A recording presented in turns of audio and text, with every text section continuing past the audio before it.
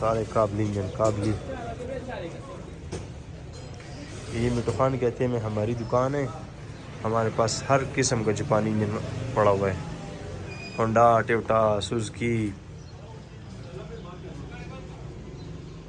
मतलब हर किस्म जापानी गाड़ी के हमारे पास इंजन पड़े हुए हैं। तो जिस भाई को भी चाहिए वो विज़िट करें सदर मीठू का था मदीना मार्केट, और हमारे चैनल को सब्सक्राइब करें। इसी तरह वीडियो आपको मिलते रहेंगे। हर गाड़ी का इंजन, सस्पेंशन, हर चीज़ हमारे पास अवेलेबल होता है। बॉडी पार्ट्स भी मिल जाते हैं हमारे पास।